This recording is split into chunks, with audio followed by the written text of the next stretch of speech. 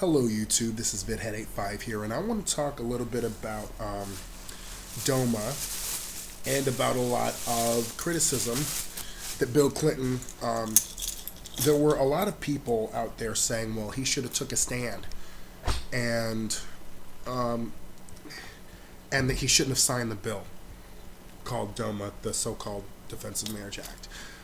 And the thing is, back then,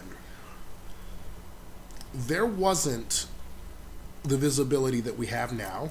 You got to picture this. This is back in the 1990s when it was a novel idea. Like the fact that gay people wanted to get married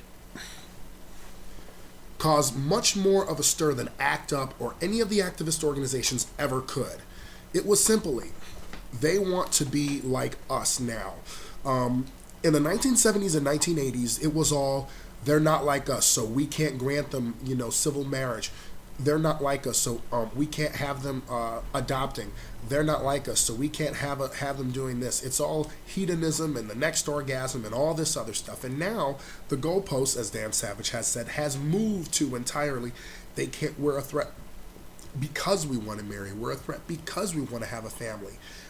Whereas the Jimmy Bryants or Jimmy Falwell and Anita Bryants were saying, this is not what they want, so that's what is the threat. So in 1993,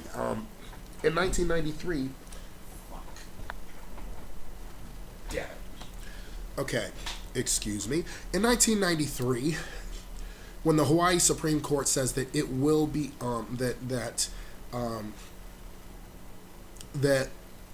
there was a possibility of marriage for gay and lesbian couples in Hawaii, that sent off a panic button like you never would believe. And then the Defense of Marriage Act was passed, and then Bill Clinton quietly signed it. Now, it could have been worse. It could have been a constitutional amendment, which would have been ratified, and it would have been harder to take down. Because once it's in the Constitution, it's very difficult. It's very difficult to get things out of the Constitution, especially when there's a vote on it, and they say, well, the will of the people. They use that argument, but the will of the people can't be used to institute segregation. The will of the people can't be used to mandate school prayer. The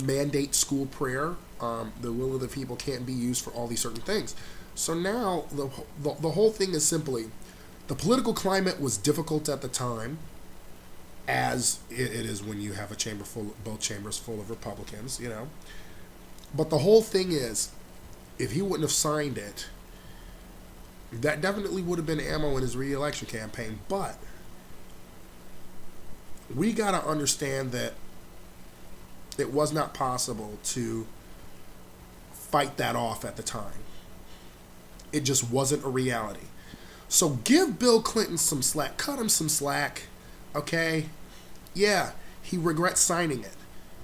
But as far as I see, he had no choice. What are your thoughts? What would you have done? And I'm pretty sure that a lot of you can sit back and say, well, it shouldn't have been. But if you take a look at what the climate was like, I'm pretty sure you more than likely would have a different opinion. Good day, YouTube.